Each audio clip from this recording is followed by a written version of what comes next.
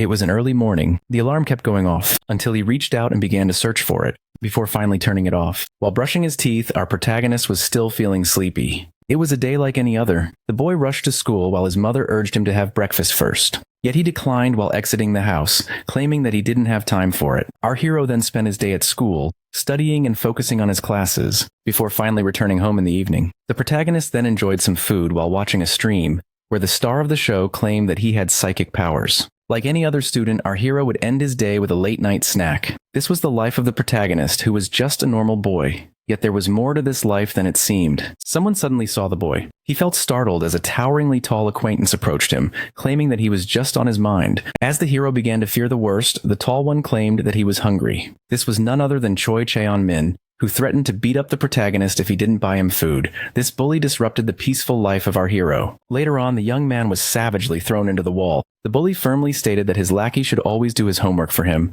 while threatening him and delivering a savage beating. Just like that, the frail protagonist fell to his knees. Choi Cheon-min and his friends were really entertained by the suffering of the one who panted, yet one of them claimed that they should stop it or risk ending his life. The tall one continued mocking the boy while slapping him on the head, making the frail hero apologize. The harasser claimed that he didn't need him to be sorry, but to do his homework, demanding that he only leave the school once he sent a picture of it being done. With that, the two others decided to join in, claiming that he should hurry up in order to finish their homework as well. The protagonist was left beaten up in the toilet, feeling great pain coursing through his body. Back then, when he got hit by a rock, he fell to the ground as his blood began to cover the gray concrete. Those passing by were left horrified. He was a small child. The protagonist got into a huge accident that he was now unable to recall. Even so, he made a miraculous recovery and avoided a certain death. Yet due to this tragedy, he began to suffer from regular cardiac and respiratory problems. His mother, who was the only supporter he had, was forced to shoulder her child's care alone. And despite his condition getting worse by the day, through the continuous effort of his mother, the boy was nursed back to health and managed to have a normal life. This regular life was only possible at home, as our hero was forced to be labeled as a special case everywhere else. Due to his condition, he became easy prey for boys. The normality that the boy enjoyed while being a middle schooler suddenly disappeared in high school.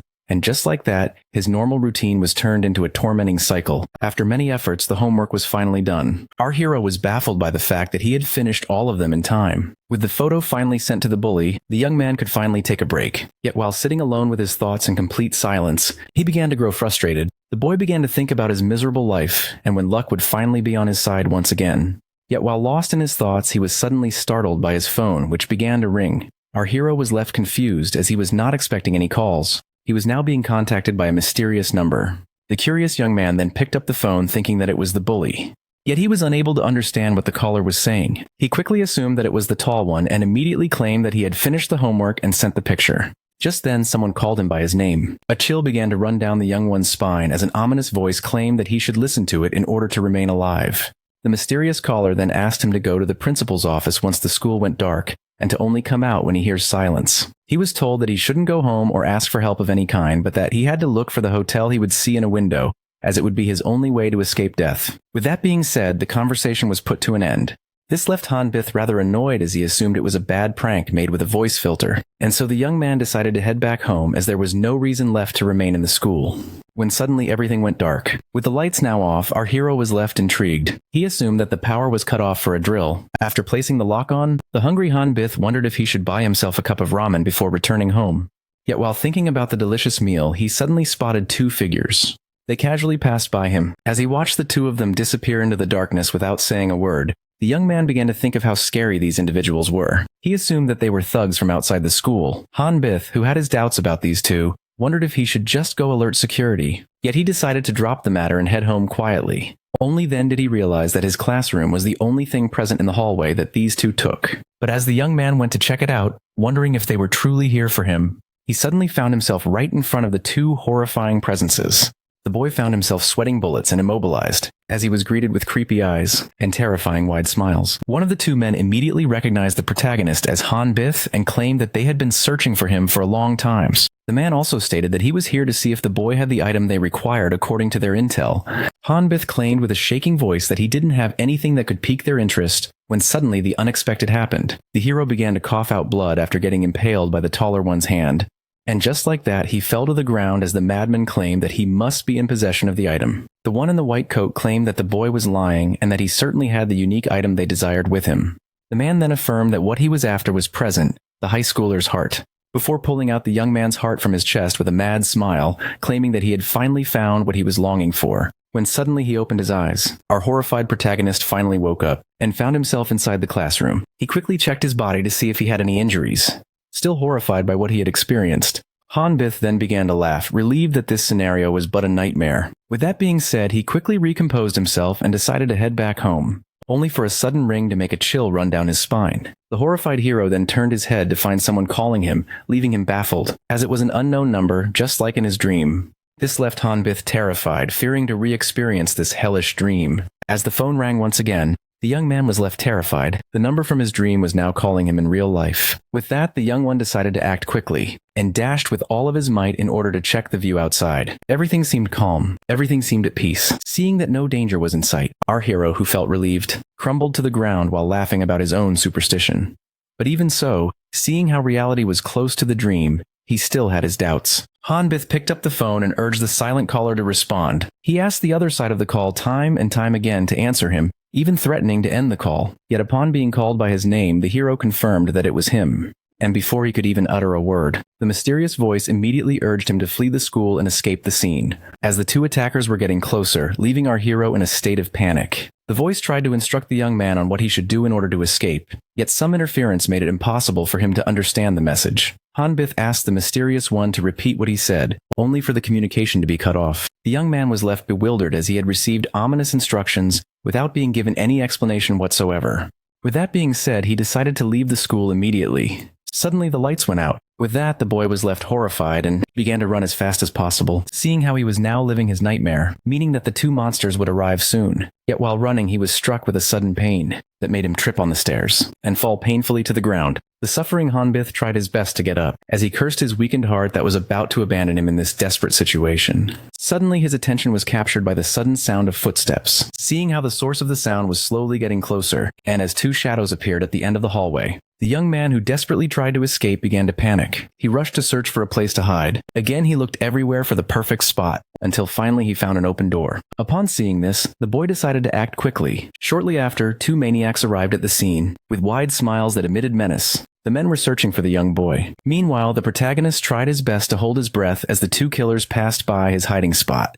The high schooler was terrified of the probability of being discovered, as the two men began to get further from him. The boy started to wait for the right moment, and just as the killers exited the hallway, our hero decided to seize the opportunity. He dashed forward with all of his might. He was finally outside of the school, and yet he kept running as fast as possible in order to get away from the mortal danger, until he finally arrived and opened the door. And just like that, the high schooler finally reached his home. The exhausted Hanbith was sweating bullets. This experience was so intense that it made him fall to his knees. He was amazed by the fact that he had escaped death. He was also stunned by the fact that his dream had come into reality. Seeing how he truly found himself being chased by merciless killers, Hanbith had a hard time processing the recent events and the reasons behind their unfolding. Yet he decided to shake this off for another time and contact his mother immediately. Only then was he startled by a sudden voice. The voice claimed that it had been waiting for the protagonist for a long time. And just like that, a masked presence appeared in the room. The protagonist was startled and decided to confront the stranger. The man presented himself as an assassin from the Saviors of Light known as Parrot. He then claimed that the boy was in possession of an object that his organization deeply desired. The horrified young man tried to play dumb, yet Parrot affirmed that he knew very well which object he was referring to. The assassin claimed that he was here for the item inside the protagonist's heart, claiming it to be the gun. The boy was unable to understand what was happening, as the assassin was surprised by the fact that the storage box was, in fact, a little boy, which was a mark of the unpredictability of a certain group. He then gave the target the choice to either hand him the item or let him take it himself. He claimed that he was okay with both options. Yet to the shock of Parrot, the boy seemed confused as he asked him if he was talking about an actual firearm. Hanbith, who was in a state of panic, claimed that a teenager had no reason for carrying a revolver and that the man was trespassing in his home. This is why he threatened to call the authorities if the man didn't leave. Only then did the assassin quickly close the distance and hit the boy with such strength that he sent him flying into the wall. With that being said, he asked, "Are you ready to play?" The killer then began to ask him some personal questions about his preferences, before affirming that he wasn't here to converse about such trivial matters. Parrot, who was certain that the protagonist was trying to play the fool, urged him to give him the item at once. With that being said, he struck the boy's hand with a knife as he ordered him to hand over the gun. Our hero was left in great pain. Hanbith began to beg for his life, swearing that he had no idea what item the man was talking about before begging for mercy once again. Upon seeing this, the confused man burst out laughing, as the storage box truly had no idea about the treasure inside it. With that being said, he resorted to his powers in order to telekinetically pull out the kitchen knives. This startled the high schooler, as he was witnessing levitating blades. With that being said, Parrot decided to extract the gun himself. As the knives were about to puncture the flesh of the young man, the baffled hero began to pray for a savior, when suddenly an unexpected intervention occurred. Just like that, blood was shed. In the calm of the darkness, the red began to stain the floor. The savior our hero prayed for came just in time, and it was none other than his mother. The woman quickly checked on her child, in order to see if he was hurt. Yet as his mother fell to the ground, the boy was left horrified. Our hero had a hard time understanding the situation, as he now had his injured mother in his arms. The lady then urged her son to flee the scene immediately. Yet the devastated boy refused to leave her behind and was determined to get her to a doctor. The assassin recognized the woman as the one guarding the holder of the gun. He playfully pointed out how she arrived at the right moment, claiming it to be the best moment of his spectacle. Seeing how an intruder entered the scene, the man decided to cut straight to the chase. At that moment, the storage box decided to give the one with the mask the item that he desired, in exchange for letting him get his mom to a doctor. At that moment, the woman slipped something into the pocket of her child, and just as our hero began to beg for his mother's life, the woman suddenly tackled the assassin, launching him into the wall with all of her might. Yet the assassin decided to resort to his power, in order to inflict even more damage before claiming that the actions of the lady were pointless. Despite the pain she was going through, the mother kept herself together and activated her ability. This startled the assassin as he was unable to believe the power that was being resorted to. In the end, the lady apologized to her child for keeping him in the dark, claiming that it was for his own safety. Yet she asked him to always remember how she would always love him no matter what. And so, after the appearance of a great light, a horrifying explosion occurred. Just like that, the street was covered with rubble and fire. All was in shambles, all was destroyed, until finally a figure emerged from the rubble. This was none other than our hero, who was in a pretty bad state. He was unable to comprehend what happened to his mother, and how she sacrificed herself for his sake. And so, the orphaned young man found himself with tears in his eyes. The devastated boy began to cry while wondering about this atrocity, until he finally broke down as no sin of his deserved such misery. The young man found this fate unjust and began to beg for it to be but a dream. Yet as he kept on crying his misery, something began to move not far away. The boy, who quickly noticed this, was left horrified. The rock then cracked, before shattering to pieces. From the smoke, the man emerged pleased, claiming that he should have amputated the limbs of the woman. Seeing how she managed to combine auto-destruction and anti-human binding, the assassin claimed that it all went to smoke when he tried to enjoy himself. He then added that he was left unsatisfied, seeing how he was being cheated on. With that being said, he decided to resume his hunt for the storage box. Meanwhile, the young man tried his best to escape, running as fast as possible while cursing this situation, unable to comprehend the ridiculous fact that it is the result of a certain firearm present in his chest. The young man knew that no one would believe him if he ever told anyone about all the paranormal things that he had witnessed. Our desperate hero, who was unable to think straight, found his mind clouded. At that moment, he had the idea of running towards the police station, where he would certainly receive protection regardless of his story. Only then did he remember the words of the mysterious voice. After recalling this, he began to slow down, before finally stopping. Our hero recalled how he was told to not ask anyone for help, and head towards the window where a hotel could be witnessed in order to survive. The protagonist began to think of the call, and how it gave him wise advice in order to escape the first two smiling killers. At that moment of panic, our hero couldn't think clearly. Yet upon reviewing the facts, he realized that he only escaped after acting exactly how he was told to. This made him realize that he would be in danger if he went to the police station. The young man then began to wonder about the mentioned window where a hotel could be witnessed. As makes such description fits thousands of places. Leaving the storage box with no apparent hint that would lead him to safety. Yet, and again at that moment, the assassin arrived at the scene, and as quickly located his prey. Leaving the boy horrified, the boy's entire body began to tremble with fear. He immediately began to beg for his life, but upon stepping into water, he suddenly looked down. Ansi found himself in front of an intriguing reflection. This left him quite baffled. The protagonist finally realized, as the mysterious message wasn't referring to an actual window where the building of a hotel could be seen, but only a place where the reflection of the word hotel could be seen on those windows. It's like seeing how he just read the word hotel in an inverted reflection. Our hero quickly realized that it was the safe spot mentioned in the phone call, but at that moment the assassin charged at him. The high schooler was left horrified, and so he turned towards the entrance of the building. And Rourke decided to act quickly, running as fast as possible inside. and got to climbing the stairs as fast as possible. The young man was terrified seeing how the assassin was drawing closer. Our hero, who didn't know what he should do next, decided to follow the orders of the call and head towards this window, praying that something there would save him. As he drew closer to the room he was headed to, he grew more and more certain that some kind of salvation awaited behind the door. Yet upon arriving, he was left stunned by a horrifying emptiness. At that moment, he was suddenly pierced from behind. Our hero was now injured, and it immediately fell to the ground. The young man felt himself in a pool of his own blood. The one in pain even struggled to breathe as life was slowly fleeing from his veins. The assassin asked him if he took pleasure in the chase, but our hero, who was on the brink of death, began to beg for a savior. The assassin claimed that he didn't need anyone here else around him, before asking the boy if he disliked him for being one of the sad clowns, or if it was due to the painful deaths he was inflicting upon him. The mad one then affirmed that their last interactions should be filled with happiness as he asked his victim to smile. Seeing sadness would look ugly on his corpse while going for the final step. He couldn't believe it. Just as the blade was about to puncture his flesh, he begged for a savior one last time. Suddenly, two new figures barged through the wall and burst into the scene. The confused assassin was left baffled. Our hero opened his eyes.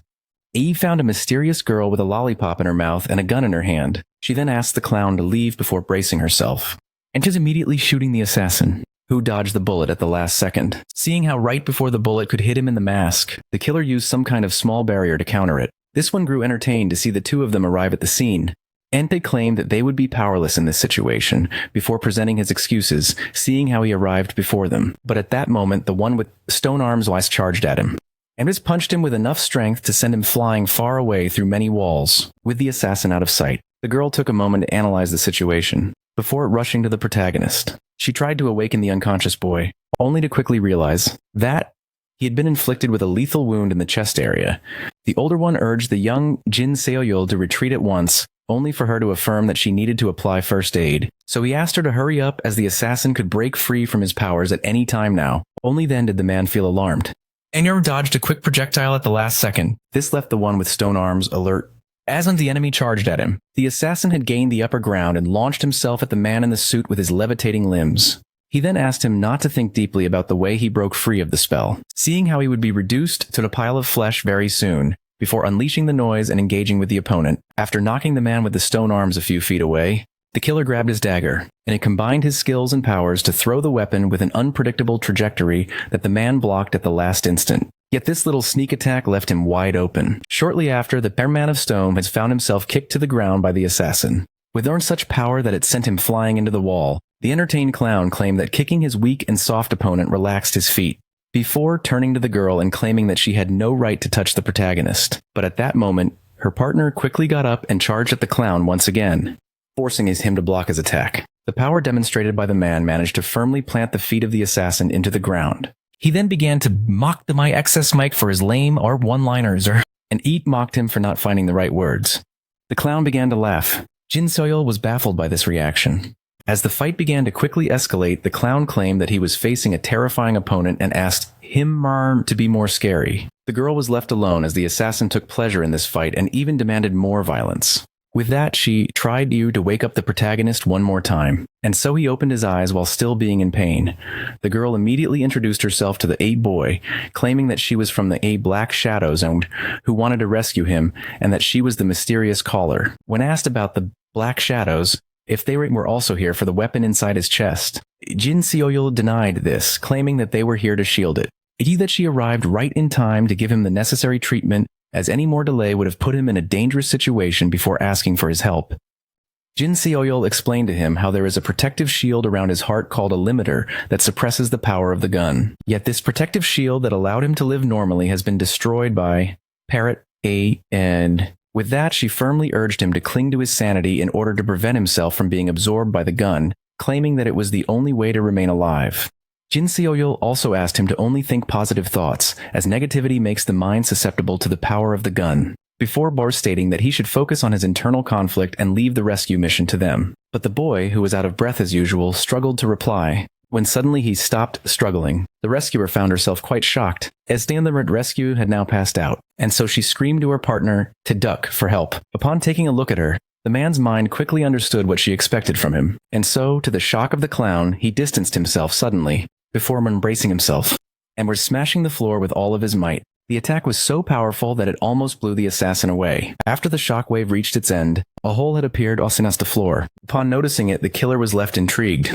This hole went down numerous floors, so he quickly jumped in it while thinking of how his opponents pretended to attack in order to flee underground and escape. He also began to think of how even if they had a way to escape, it would be impossible as the shadows, who had an injured young man with them, were too slow, meaning that choosing to escape underground was, in fact, a lethal mistake. Shortly after the killer landed upon arriving, he was left quite shocked.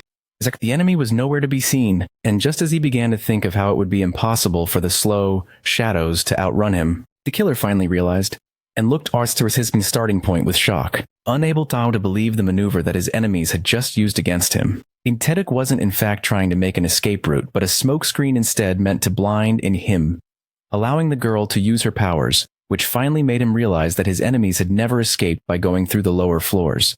Meanwhile, on the rooftop, Jin Seoyul, Taduk, and the unconscious protagonist had finally exited the building. The man claimed that they were now in the clear, and so he proposed to go to the midpoint in order to rejoin with Ji-hyun as planned and erase their tracks, seeing how they had much time ahead, only for his partner to correct him and affirm that they were racing against the clock. As just the hero was in critical condition, where he could succumb to his injuries at any moment. The one with stone arms tried to argue that not taking the right steps would allow the assassin and the other enemies to track them down, which would either put them in danger or cause a delay, meaning that the original plan was the safest option. Jin Seoyul reminded him that their mission was to get the high schooler to safety, meaning that they had to take the risky plan as his death would mean failure. She urged him to shut up and hurry, seeing how they would be going for the escape point right away. Back then, a gift was presented. It was a gift given by the mother of Orduwar's protagonist to her younger child, who was eager to see what was inside the box. So they quickly tried to open it.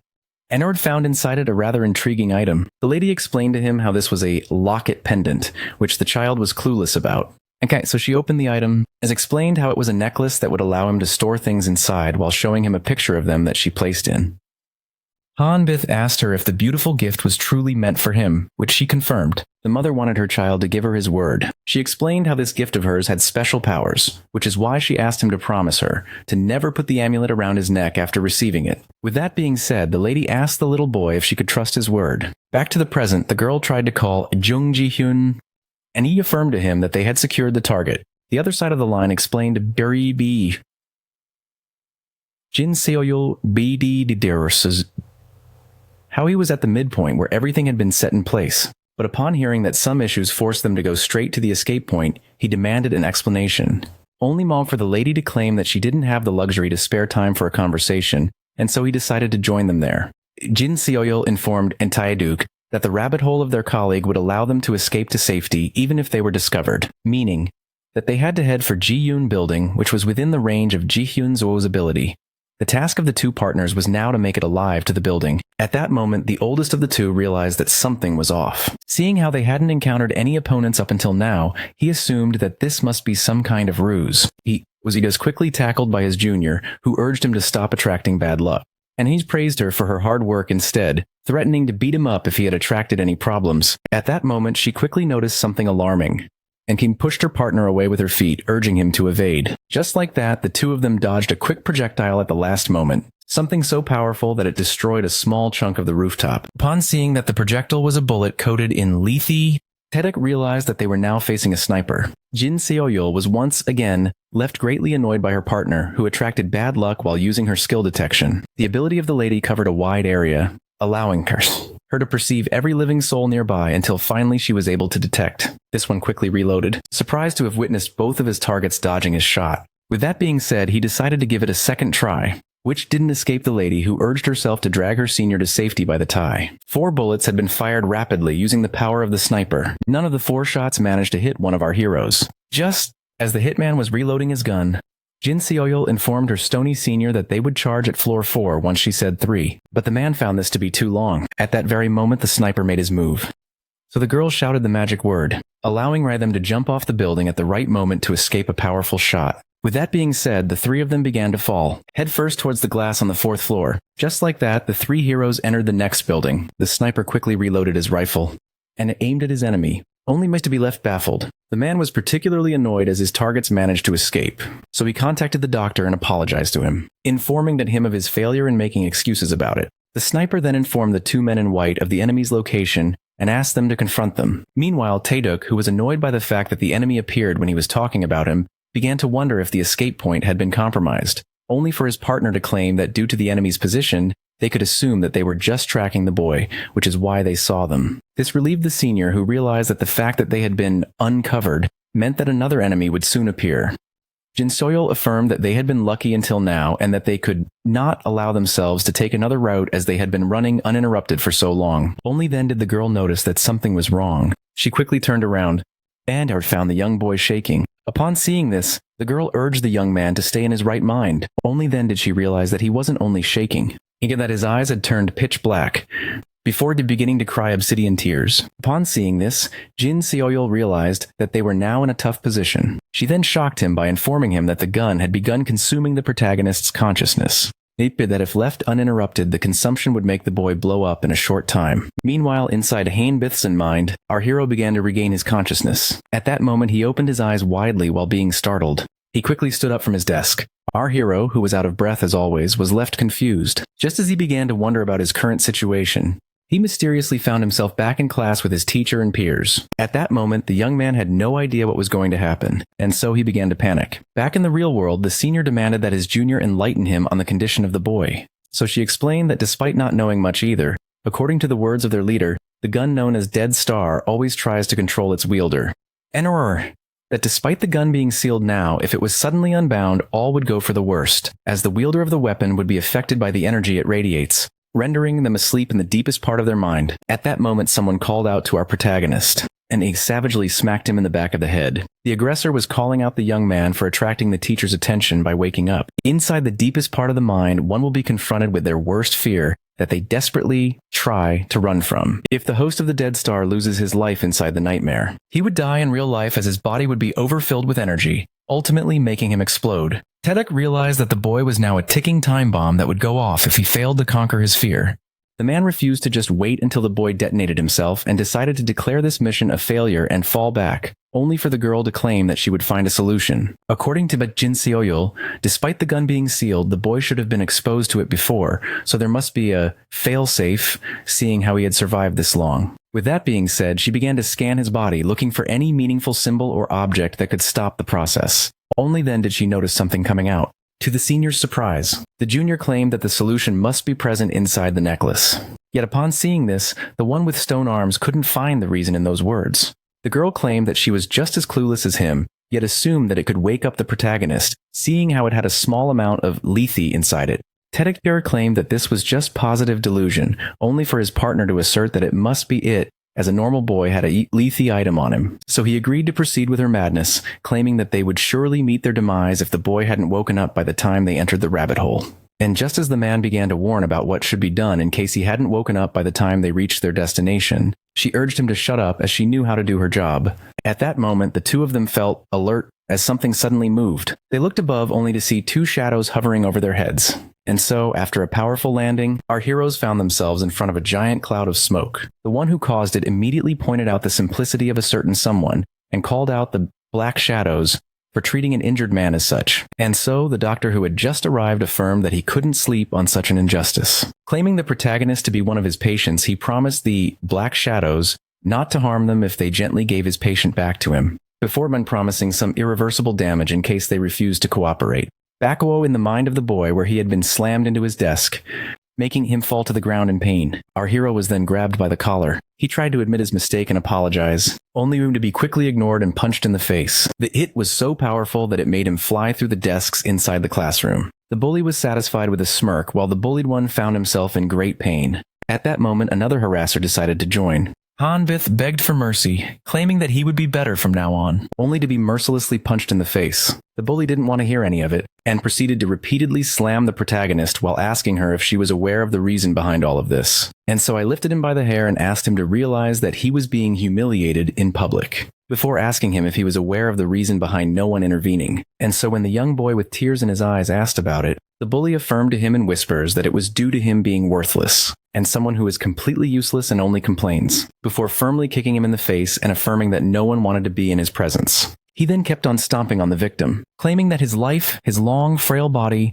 was worthless and a liability to all. With that, the bully urged his victim, whom he deemed worthless, to disappear, claiming that no one would miss him, before giving him the ultimate kick in the skull. The hit was so powerful that it made the necklace of the boy detach itself from his neck. Just like that, blood was scattered in the classroom as he and the boy fell to the ground, unable to move. The boy began to think, and couldn't help but find reason in the harsh words of the tall one, as his weakened heart would always forbid him from completing his tasks, forcing someone else to do them on his behalf. And despite people being kind at first, no one was patient enough to support his weakness in the long term. Our hero lived like this all of his life, deeming himself useless due to his forever damaged heart. And so he found death to be a sweeter fate than the pitiful life he was leading. But just as he was about to give up struggling, a purple light appeared on the ground. It was a violet flame burning something. This intrigued our hero. It was a picture of him and his mother inside the locket. Looking at this baffled our hero, as he was witnessing the precious item fading into wind-like ash. The men in white then claimed that the critical state of the boy was something good, seeing how he risked exploding and annihilating a large area. He stated that he could take the gun out of the boy in order to remove the risk, before urging them to make a choice. Jin Seoyeol claimed that she didn't expect those in white to be this smart. She then proceeded to use her power on a grenade in order to turn it invisible, and threw it as she made a gesture to shoo them away. The doctor was blown away by the cruelty of the Black Shadow, and just as he claimed that he would now be engaging in the hard way, he noticed the grenade appearing out of thin air right in front of his face. With that, the girl gave her senior the signal to escape, as the grenade finally exploded. The result of the sneak attack was a mad laughter coming from the target. The doctor, who was protected by his partner, was very pleased by how crafty the female shadow was, and so he decided to resort to his companion's skull, before giving him the signal to move. Meanwhile, inside the dream of the boy where he was getting beaten up, the attacker stomped on his face one more time. The bully smothered him and compared the boy who clung to life to a cockroach. With that being said, the main harasser pointed out how the protagonist himself was rebuked by his own existence, claiming that he was forced to contribute to society, seeing how he was a human being, and so he tossed a weapon to the ground, stating that the only way for our hero to be useful was to take his own life. The bully even claimed that this task was so simple that even the protagonist could accomplish it. Back to the real world, the girl tried to contact her ally who had almost arrived at the meeting point, so she informed him how she was now near Jun's building and affirmed that someone was after them, which is why she urged him to hurry up in order to open the rabbit hole. But at that moment, Jin Seoyeol was interrupted by the attack of Skull, who managed to catch up to them. The girl immediately pulled out her gun, trying to shoot him down in order to fight back. Yet by doing so, she left herself wide open for the doctor, who managed to sneak up behind her. The man then summoned his scalpel, before unleashing a devastating wave of slashes known as incision that our heroes struggled to evade and parry. The fight was slowly escalating to the top of the building, and at that moment the Black Shadows entered one of the floors by breaking through a window. Chu Heian was now conscious of the positions of his allies and demanded 30 seconds in order to prepare. Tidek began to complain about this time limit that he always gave for the creation of the crucial rabbit hole, and as he kept on complaining, he suddenly cracked the wall, before completely annihilating it to the horror of our heroes. They turned around only to find a chunk of the building missing. The Doctor and Skull managed to catch up to the Black Shadows. The men in white were particularly annoyed by them. Thus, he unleashed his ability known as doping in order to prevent them from escaping, making many needles fly into the air, and one by one puncture the veiny parts of Skull. With that, the creature began to transform as his own bones came out, ripping through his flesh and skin. Just like that, battle simulation was activated. The Doctor, who was greatly annoyed by this turn of events, decided to terminate all of his enemies at once. As he unleashed his creature at them, our heroes watched in horror. The girl couldn't believe it, seeing how they were now in a tough situation. Back to the nightmare of our hero. The bullies urged him to take his life at once, claiming it to be very simple, and that he should just hurry it up. At that moment, Haeunbith tried to speak, yet he struggled to let the words come out between his short breaths. Back to reality, the senior informed the junior that they couldn't afford to wait anymore, only for her to state that they should just have a little more patience. Yet he declined, claiming that it was now their only chance to get rid of the dead star. Tidek asked her to do what was necessary while he bought her time until the escape exit appeared. At that moment, our hero began to tremble once again, making the girl fear the worst. Inside the dream, the imaginary harasser slapped the hero for not even being able to take his own life, and so he grabbed the blade on the ground. At the same time, a gun had been pointed at the head of our hero by his supposed savior, who began to pray for him to wake up. Otherwise, he would have no choice but to terminate his life. The bully then praised the hero for keeping up his pitiful existence for so long, before going for the final blow. Back to the 2 versus 2. The man with arms of stone was slowly losing ground. Yet in his struggle, he spotted the escape opening, and so he informed his partner that they could now escape and that he was unable to buy her any more time. Seeing how they couldn't wait any longer, the girl now had her hands tied. At that moment, the hand of the stabber was grabbed. Leaving him quite baffled, Aonbith began to fight back, stating that he had promised his mother to never put the locket around his neck. And in any case, if he found himself wearing it or its picture slowly burning, he would certainly not be present in the real world. And so, upon realizing that he was inside a dream, he decided to punch back the tall one with all of his might, sending him flying and knocking him out cold while making him lose a tooth. Just like that, the protagonist conquered his greatest fear. At that very moment, the hand of the hero that was trembling suddenly stopped, leaving the lady who noticed that quite surprised. Jin Seoyeol found herself unable to believe her own eyes, when suddenly a great shock occurred right next to her, caused by none other than Skull, who was unleashing quite devastating power. He began to overpower the one with stone arms. At that very moment, a great explosion occurred inside of Jun's building. At that moment of confusion, our hero was grabbed by the shirt and dragged into the rabbit hole with the invisible girl and the one with stone arms. With that, our hero began to fall, still as unconscious as ever, until finally he woke up startled. Aonbith, who was out of breath, immediately got up, being terrified, only to find himself in a hospital bed. Upon analyzing his surroundings, he began to wonder about his whereabouts, seeing how he woke up in a weird place. The terrified young boy had a hard time remembering the life-threatening events that recently occurred after the end of classes. Only then did he notice something near him, upon taking a look at the pendant next to him, the same locket given to him by his mother. He suddenly recalled how the clown went for the gun inside his heart, and how his mother placed her life on the line in order to save him, to the point where she sacrificed herself for his sake. Upon remembering this, tears began to fill the eyes of the young man, and so he dashed out of the room, determined to escape as fast as possible. The young man wanted to keep on living for the sake of his mother's sacrifice, when suddenly he bumped into someone. The imposing person turned around and called out the frail boy on the ground for his presence here in a menacing tone. This greatly terrified the confused one, who immediately began to run away as fast as possible, leaving Taida quite shocked. Only then did Aonbith stumble upon another menacing presence. Someone was complaining about their missing food. The angry swordsman was determined to find the culprit. The terrified young man denied the idea of him touching the food, but as the swordsman noticed the toothpick inside his colleague's mouth, a third someone arrived on the scene, happy to see them getting to know each other. This one claimed that he was here to wake up the protagonist before introducing himself as Baek Mu-young, the head of the Black Shadows, before presenting the swordsman known as Blue and the two other members. Our hero was left shocked as the two men began to fight over the missing food. As the leader slowly approached him, he exclaimed in a frail and shaking voice that he was just a normal boy who needed to be somewhere else, only to be handed some kind of weird cube. Upon being asked to draw out the gun by Baek Mu-young, our traumatized protagonist was left quite shocked. According to the leader, it was a simple task that consisted of firmly holding the item and imagining it transforming into the weapon. The mention of the item inside his chest reminded the boy of the assassin, and so he tried to play clueless, claiming to be a normal high schooler, but as he kept on pretending, the head of the Black Shadows called Blue. After a quick demonstration of power, the swordsman suddenly appeared behind the protagonist and ordered him in a menacing tone to draw out his weapon, claiming that the boy had until the count of 3, leaving him quite confused. Aonbith tried to settle things with words, only for the countdown to begin. The crying protagonist claimed that he had never seen a real gun and swore that he was telling the truth. Yet Blue kept on counting as he slowly began to draw out his blade. With that being said, our hero had no choice but to comply. The traumatized boy then firmly grabbed the cube and began to beg for it to turn into a weapon. Yet seeing how there was no result, Blue took a deep breath before finishing the count and charging at the young man. At that moment, some kind of black power emerged. Something suddenly appeared inside the hand of the protagonist, which startled the swordsman. With that, a great blast of power occurred, startling them both, and just like that, a horrifying beam of dark energy was unleashed, leaving a horrifying hole in the rooftop, and a swordsman who miraculously managed to avoid harm. Upon seeing this, the shocked young man fell from his feet. He was still unable to believe the fact that he was now holding the rumored gun.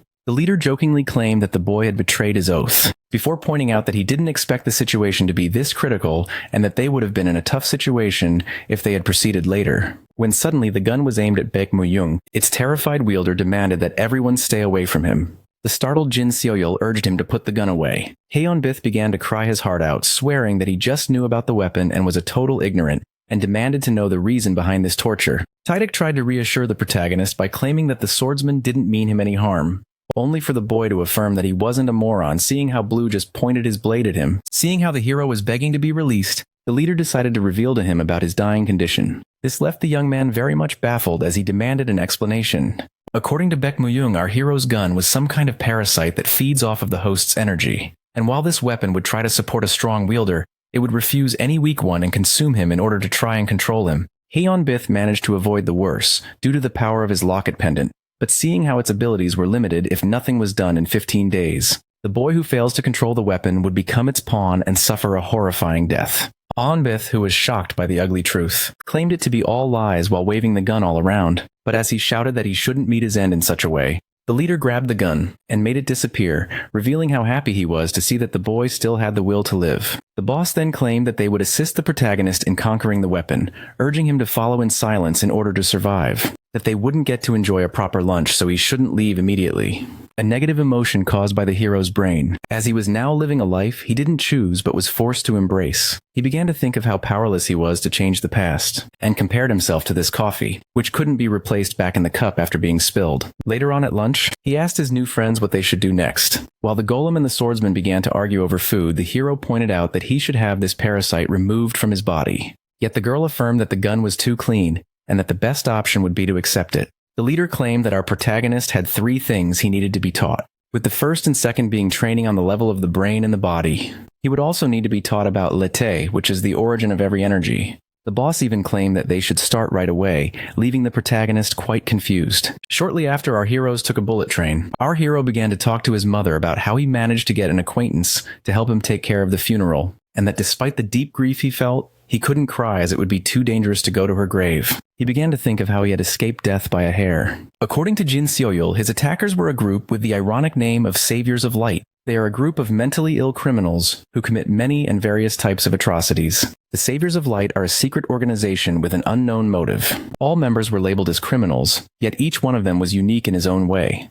This confused the boy, seeing how the police still hadn't intervened. Such a cruel organization would surely make the news, yet it was the first time our hero had ever heard of them. So Blue explained how the members of the Saviors of Light were all l'été users. This confused the young man, which is why the swordsman explained to him how every existing object and being possessed its own energy known as l'été, and those with the power to control it were known as l'été users. The term refers to the goddess of oblivion, which fits it well, seeing how very few people noticed it and even fewer could learn to control it. L'été manipulation would allow one to exceed the borders of humanity, and even gain extraordinary abilities similar to fiction. And seeing how all members of the enemy group could manipulate this energy, they would use their powers to erase traces and memories, making it impossible for the common folk to recognize their existence, and very difficult for the government to track them down. This left our hero baffled as he realized that the clown who controlled knives wasn't some unique individual, which the girl found ironic, as this was said by the one with a parasite. Shortly after, the leader unlocked the door, proposing to end this discussion and enter the room. Entering this apartment confused the young man, seeing how the others mentioned going to the base. Only then did he realize as the room suddenly began to change. And just like that, the young man who entered a small room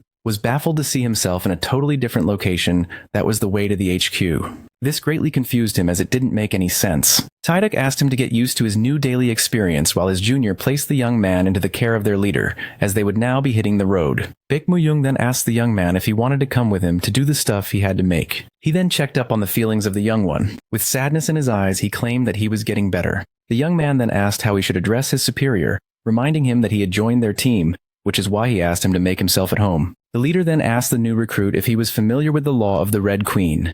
Yet the protagonist affirmed to him how clueless he was. So the man explained to him how this law was derived from a fairy tale, where everything moved forward with the Red Queen in order to survive, and compared the current state of the protagonist to this story. As the unleashed gun tried to unleash its power and consume the user, it meant that the user himself had to gain power in order to keep his life. Yet this wasn't the main issue. The dead star kept getting out of control, trying to consume its host if it ever stopped growing, leading our hero in an endless cycle. With that, the leader informed the trainee of how hellish his training would be and asked him if he had any reason to cling to life by enduring such torment.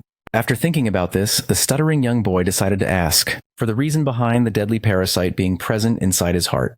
The leader only grinned, cracking a soft smile as he claimed that no one knows for sure. The young man Chuck affirmed that when his mother asked them to shield her child, she explained the entire situation to him. Despite the many questions he had to ask, the communication had been cut short. Baekmu-young affirmed that with the passing of his mother, the boy would have to live on in order to discover the truth he longed for. The leader then stated that he didn't have any more intel to reveal to the boy. So after thinking for a short moment, Ha Onbith firmly clenched his fist, affirming that due to this situation, he wasn't allowed to lose his life. He would have to live a daily life of pain due to the weapon, and despite his mother supporting him until now, which was the reason behind his survival, he began to wonder about her lies regarding the accident and the life he had been leading. This was why he felt hatred towards his lying mother for the first time ever, and yet he didn't want her memory to die along with him. Thus, our hero was now more determined than ever to live until he discovered the reason behind his mother concealing the powerful weapon inside his heart. Upon hearing this, the leader couldn't help but smile. He then affirmed to the young man that he understood what he meant, before grabbing his hand and placing it on the handle, affirming that he should hold it well in order to survive. Before the boy could even process what was happening, the train suddenly began to move. Our hero had a hard time remaining on his feet, as the train had been knocked off the rails. After going up a few feet into the air, the heavy vehicle then began to fall back onto the ground, crashing with great force onto the rails. This turn of events detached one of the wagons, which then kept on falling, until it finally shattered at the bottom. It was only a matter of time before the rest of the train followed its first wagon. Seeing how there was nothing left to stand on anymore, the young man clung dearly to life, trying his best not to fall off. Onbith was horrified and baffled to see the train derail so suddenly. He tried to reach out to the leader, asking him if there was any technical issue, only to be left quite shocked by him claiming that the first training had begun. Baekmu Young wanted the young man to walk to him and figure out the truth of his words on his own, while hanging above the void and clinging to his life. Our hero demanded an explanation, as he was unable to believe that this was part of the training. When suddenly the train began to move once again, the young man screamed in horror as he approached the bottom even more. The anointed trainer asked him if he wanted him to restart the train. Onbith claimed that he was unable to lift himself up, which is why he begged for an easier training, claiming that he would do his best after learning the fundamentals. Baekmu Young began stating that this training must be surprising for the young man, and revealed to him how it was supposed to reinforce his physique. He stated that for the young boy to complete the test, he would need some help regarding his balance before throwing the purple ball of energy towards the protagonist. Striking him in his core, the holder of the gun was invaded with an odd, painful sensation. Something powerful began to flow into his veins, and just like that, he burst forth with power. At the end of it all, the boy found himself surprised by the blue aura engulfing his body. Yet this energy felt alien to him, so his trainer explained to him how this was the latent energy inside him, and how everything possessed this concealed energy that doesn't usually interfere with the outside world, but awakening it in any special way would allow the hero to make it flow out. The young man was curious about what would happen next, so the leader revealed to him how he would soon feel worn out due to his inability to control his energy, but he reassured him by claiming that it would take a long time. Baekmu Young explained to the holder of the dead star how he was now in a power-up state that would allow him to double or triple his strength, enabling him to climb up. Our hero had a hard time processing what he was hearing. His trainer explained to him that he would understand it once he tried it. Thus, he tasked him to reach the handle that is after the next one, which would finally allow him to understand the explanation. This baffled our hero. Upon taking a look at the objective and seeing how far it seemed, the young man refused to fulfill the task, claiming that he wasn't able to. He stated that it was already a struggle for him to keep himself hanging for this long. Yet the leader affirmed to him that this was trivial, and stated that he should feel more at ease while hanging now than he was before the awakening of the inner energy. Our hero was shocked by those words, yet found reason in them, as despite the struggles he faced at first, it was now very easy for him to keep himself hanging after the flow out.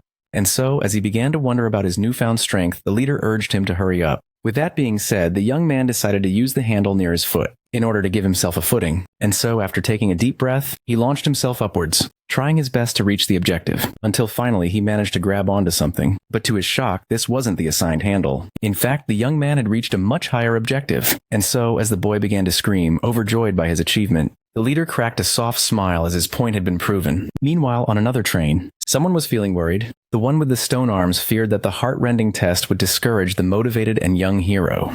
But as Blue claimed that he had full faith in their leader, Tidek was greatly annoyed as this one was just opposing him for the pleasure of it. And so they began to bicker once again, leaving the invisible woman annoyed. Jin So-yul claimed that it was for Onbith's own good to end his advanced training, as he only had half a month in front of him. Even so, her senior thought that it was still too cruel for a teenager who had just undergone traumatizing events. The girl claimed that this only reinforced her argument, as surviving this immense pain would allow him to wield the gun, which would save them a lot of future training. Unlike physical power, mental strength, which was crucial to the control of the dead star, needed time to develop, and that in case the hero was mistrained, he would be consumed by the parasite, making him butcher countless innocents. Meanwhile, the young hero was amazed by the inner energy inside him that was constantly rejuvenating his strength. With that, the young man had faith in his own body, and was certain of his ability to pass this test, when suddenly blood began to come out of the protagonist's arm. The startled young man fell down the train in pain, landing in a safe spot that prevented him from falling to the bottom. Onbith began to tremble due to the intensity of the pain. Seeing how his arm was bleeding and hurting, he reported his injury to the trainer, claiming that he couldn't move due to the pain. This is why he asked for a small break in order to give energy to his arm to heal it, only for the leader to refuse and urge him to keep going. He informed the hero that he hadn't been magically upgraded and had just gained a huge amount of stamina, and that such injuries were meant to happen to his untrained body. The man even claimed that the hero had emitted enough energy to withstand the pain and quickly climb up, and that such events were bound to happen eventually. But as the boy stated that his arm had been sprained before begging for help, his trainer shouted at him to stop making excuses. This sudden change of behavior greatly surprised our hero. Baekmu Young explained that this was no normal test but a trial for survival, meaning that he would have to withstand even harder training in order to remain alive. The leader explained how he was training him based on the demand of his mother and that he wouldn't stop him from giving up, yet seeing how he was still unable to control the power of his parasites.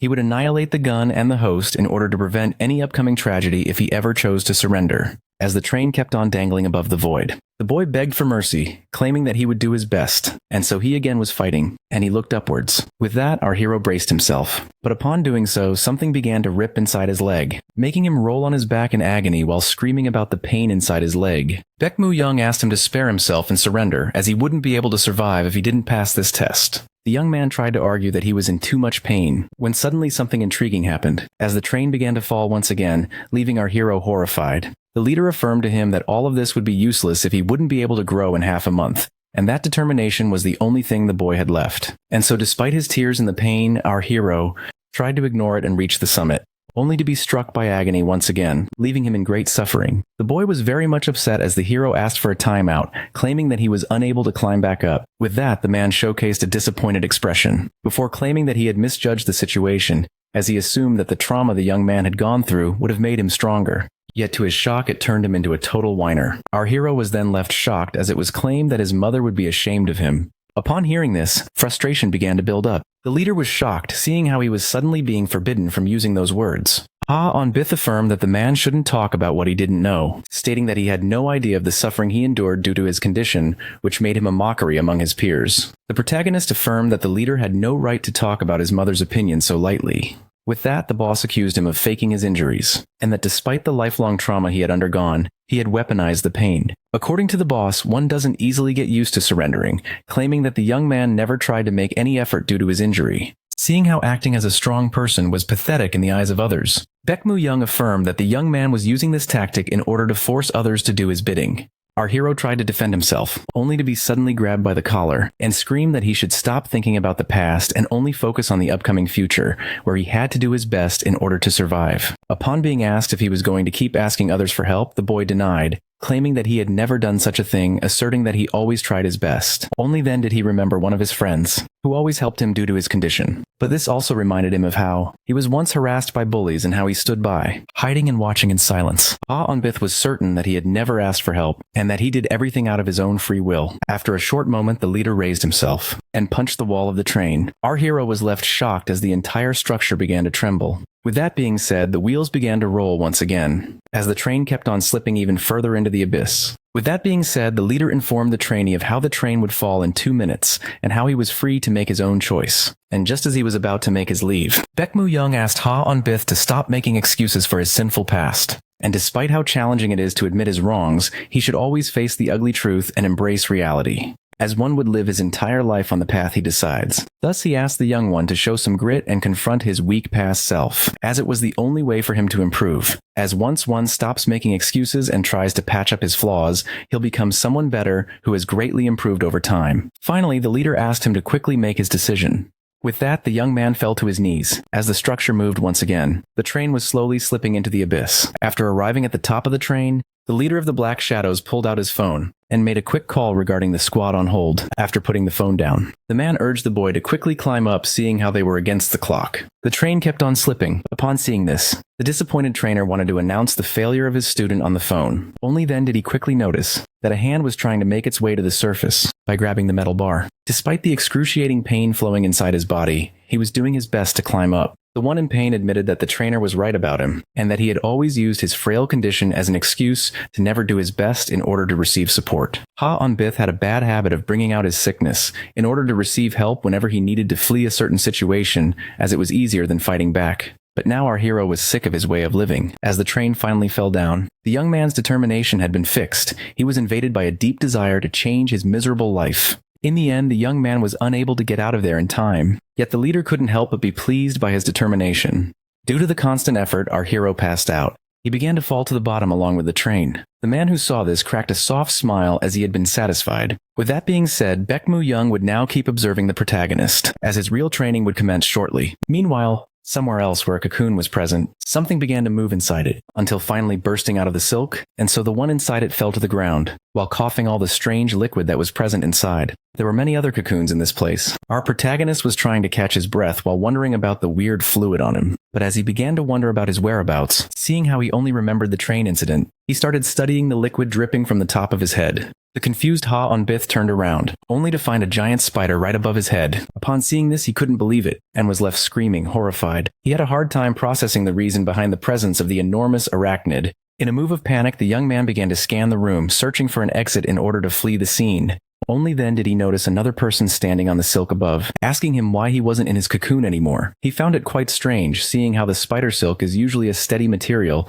as she began to search for the breach. Our amazed hero asked the girl to identify herself, making her realize that she hadn't even given her name. She introduced herself as Biax Solmi, the one responsible for the team's recovery, and the one who healed the protagonist after his encounter with the Saviors of Light. Hearing this greatly surprised our hero. Ha on Bith then urged Biax Solmi to get the creature away from him, thinking that he was going to be eaten only for her to reassure him that the spider was harmless. The spider was presented as Ara, who had experienced a sudden growth spurt and whose webs were perfect for recovery, which is why she assured the protagonist, claiming this place to be safe and perfect for healing. Biax Solmi then informed the protagonist that he shouldn't go outside, as they would be spending some days here before pointing out how cute Ara was. This left him quite disgusted as he began to think about her words. At that moment, the young man realized something odd, and demanded an explanation for the reason they would be staying here for a short term. This made Biax Solmi realize that no one had informed the protagonist about the plan, and so as she explained it to him, he was left quite baffled. Shortly after, stones were being dragged. Someone urged Ha on Bith to hurry up, claiming him to be too slow. This new trainer was very much displeased with the pace the young man was.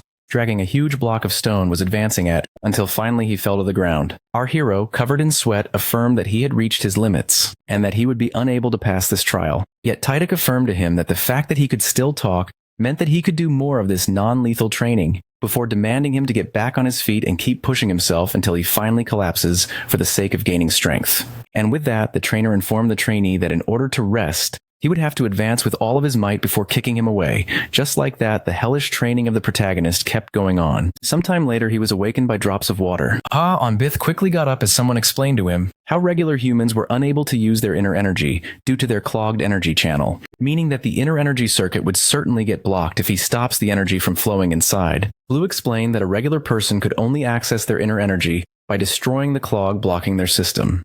The swordsman then confused the trainee by asking him if he could feel his inner energy. And before our hero could even process what was happening, Blue immediately made his move and firmly punched him in the forehead, knocking him away a few feet. Blue then proceeded to ask the one he punched if he managed to feel the inner energy that he showcased. The crybaby, who asked for the reason he was being hit, got bombarded with a barrage aimed at his stomach by the swordsman, who then braced himself before dealing the ultimate punch. That sent our hero flying into the trees, with such speed that he easily broke through them, before crashing into the big one deeper into the woods. Blue was trying to make some spots susceptible to inner energy even more sensitive to letter. The teenager claimed that he couldn't take it any longer, and despite understanding the motives of the man, demanded another way of training. Blue stated that he understood the pain of the young man very well, claiming that it was a struggle that they all had to face and that he could take his time. Seeing how they just needed to attack the same spot again and again in order to make the inner energy burst out, the bloodthirsty swordsman was certain of his method. Sometime later, in another location, a lady was looking at the fancy view. She then pulled out her phone from her expensive bag and asked the other side of the line if there was anyone behind them contacting her. She thought that the caller was worried about her terminating Midori Sour, but upon hearing them decline, she urged the other side of the call to get to the chase. The lady claimed that she had been upset by Kwak Hanjun and that she didn't have the energy to chat. And so, while enjoying her wine, it was revealed to her how they had failed their mission despite the first one they had made. And upon being informed about their next step, she was left pretty astonished as it included a rather pricey item. With that, the angry lady stated that her servants were useless and lacked skills. She was very much determined to judge the caller for their failure, and so as she placed down her phone, the woman called out her servant, demanding him to locate a specific individual overseas. She claimed that it was an easy job that didn't require the goon much effort, before firmly advising him to erase all of his tracks. With that being said, the blob known as SSI went to execute the orders of his mistress. Sometime later, someone was trying to awaken our hero. Jin Narasoil urged him to stop lying in bed and come with her. She reminded the boy how his priority should now be to get physically stronger and have a better mastery over the inner energy, claiming that this would be the reason behind them taking close combat lessons instead of the regular training, as combat knowledge would surely be useful later on. With that being said, she tossed him an item. That turned out to be a real firearm equipped with rubber bullets, seeing how he needed to familiarize himself with the Dead Star, meaning that he needed to know how to use a gun. Hanbith doubted the fact that he needed to learn about martial arts, as learning to control inner energy and practicing marksmanship should be the most adequate thing to do. Only then did a fast projectile take a small chunk out of his face. As our hero bled and felt pain, the girl expressed how annoyed she was as the boy thought that her lessons were useless, yet she couldn't help but resonate with his logic, seeing how he was in possession of a great weapon, and as she tried to clear the misunderstanding, she stated that despite his enormous advantages against normal humans, when facing someone who uses letter, he would be immediately obliterated, especially if his opponent has a good defensive game. Jin Rei-soil then bombarded the young man with a barrage of rubber bullets as she explained how powerless he was, and stated that even the slightest opening could give him the edge in a fight as she blasted him away. And so, after presenting her argument, she asked the young man if her training was really useless. The trainer then asked him how he expected the outcome of any gunfight as she pointed hers at him. Our hero tried to defend himself, only to be shot by a close-range rubber bullet. Shortly after, the protagonist found himself struggling in the healing domain. The girl asked him to stay conscious, as she called out her assistant Spider, the beaten boy who wished you to be taught in normal ways, was then covered in spider silk. The torch was burning bright. Inner energy would circulate in the host of the parasite's body once the circuit gets unblocked. If one uses a small amount of letter, the particles inside react oddly with the surroundings. This phenomenon is known as letterization, according to the library keeper known as Kim Omju Youngdeser.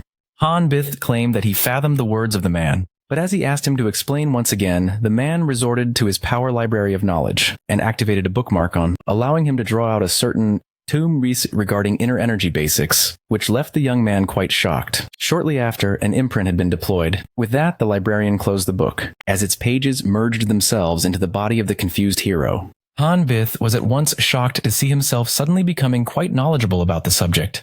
Kim Ju-young explained how he was an advanced energy user who could shape his own powers to transfer knowledge into someone's mind, yet one had to continuously review this information, or risk is forgetting to everything. Seeing how the young man seemed to have understood everything on paper, the guardian of the library decided to begin the practical part. Meanwhile, someone knocked at the door. The team leader asked the man for the reason behind him staying up this late. This one claimed that he couldn't sleep in peace, seeing how he didn't have the ability to dream. Cheo Ji-hun, the Daewon professor, claimed that despite taking sleeping pills on the doctor's order, the arrival of the team leader would surely keep him awake. At first, Bekos claimed that this was about a normal visit, only for the scholar to know that it wasn't the case and ask him to cut straight to the chase. Asking the team leader if he wanted to accomplish the task he had at hand, he had already completed all of his, only for the man to claim that this was a trivial matter and that they should grab coffee together. Cheo Ji-hun immediately realized that his friend had discovered something and asked him to share his discovery, and so he revealed to him how he found a good witness for the case of the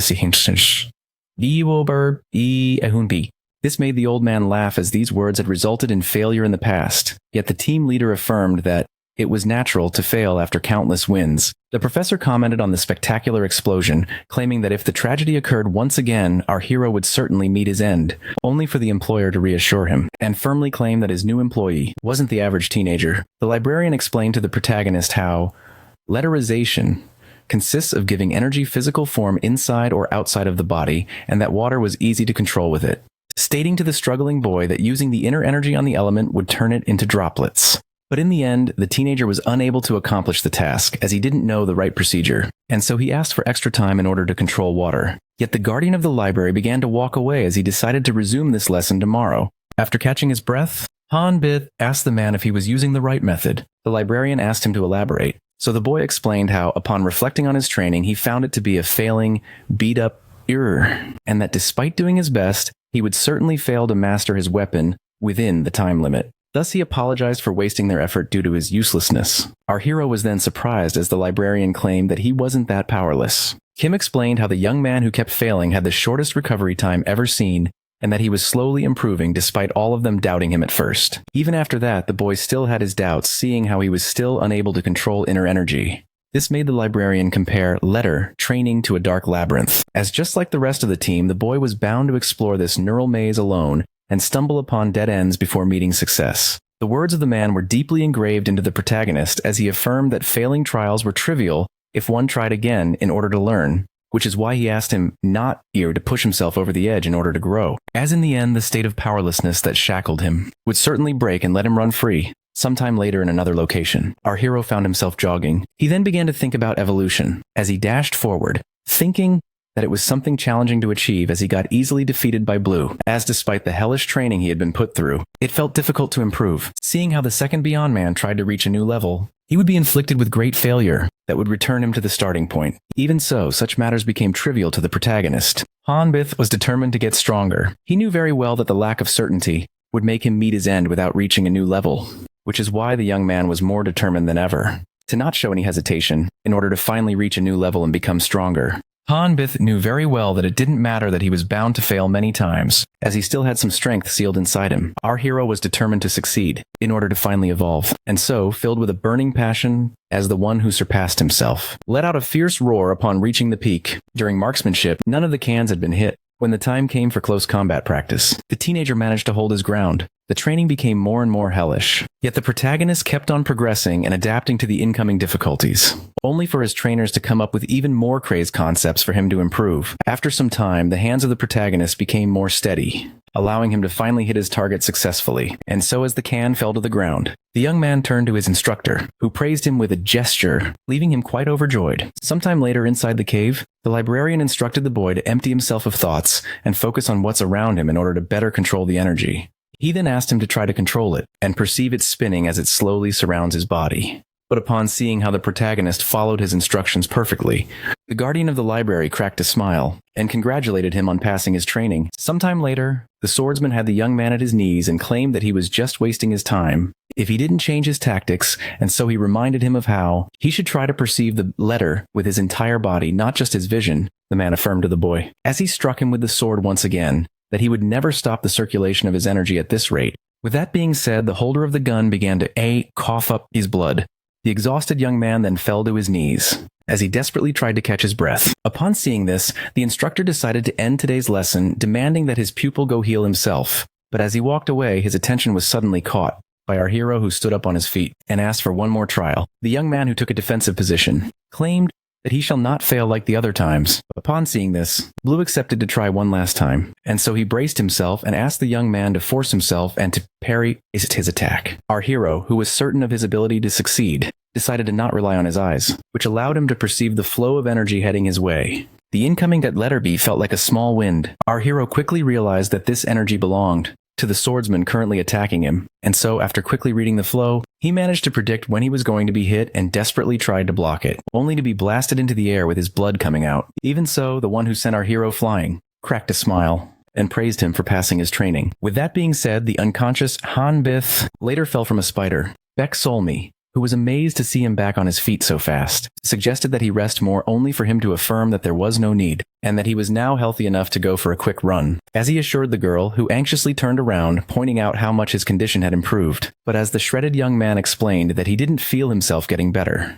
he was suddenly smacked with a backpack. The one who threw it at him called him out for trying to hit on his senior after getting better, only for the boy and the girl to affirm that it wasn't the case. As they tried to explain the situation to the girl, who didn't care, she asked them to gather his things and wait in front of the headquarters, which intrigued our hero, seeing how his training was still incomplete. To his shock, it was revealed that they were heading to the Himalayas. Jinford Soil claimed that the boy spent enough time inside the hideout, and that he needed to get some fresh air. Sometime later, at the foot of the Himalaya mountains, the place was quite lively. Upon setting foot there, the protagonist had no idea about his location, so the senior explained to him how this was Nepal, which was a village at the foot of the mountains. The boy felt amazed as he wasn't surrounded by Koreans as usual. Even so, he felt intrigued seeing how they should be practicing the regular training right now.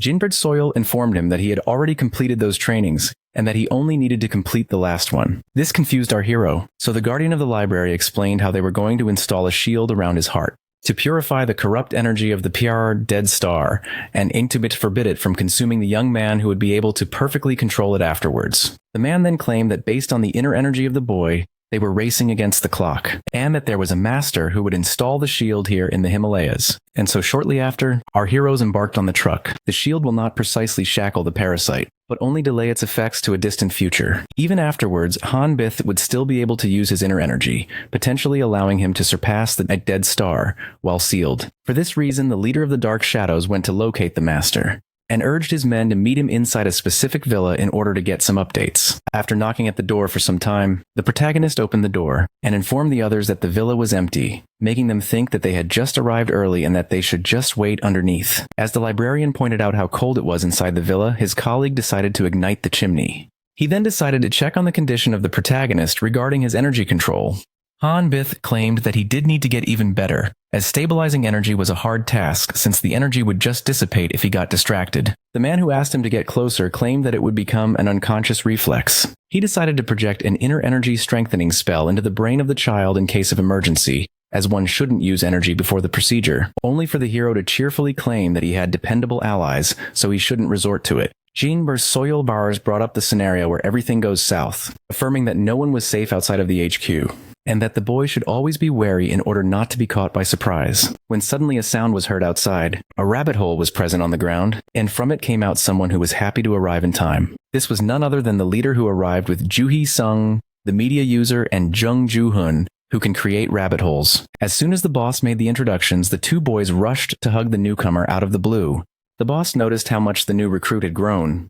Hanbith affirmed that he had spared no effort, leaving the man quite pleased. Jinmar Soil then asked him if he had found the master in question, and he asked his men to come inside so he could give them a brief explanation. According to the leader, the master in question was known as Ha-hoon, who was a very mysterious and secretive person taught by the best, known for having shielding powers. The Black Shadow clan tried to reach out to the master many times, yet stopped pursuing him as they couldn't find his location. Even so, at this crucial moment, Ha-hoon was spotted once again within the mountains. The sources of the clan led them to believe that the master only showed himself twice at the village before disappearing into the night. Following the trail of the man led the leader and his allies to the heart of the mountains, and despite being certain that they would find him at the end of the footsteps, Ha-hoon's trace suddenly vanished at some point, and despite their best efforts in searching the area, the three men decided to await a sign of life that had been spotted. Jin Soil was baffled to see that there existed a man who could escape her superior without leaving a trace.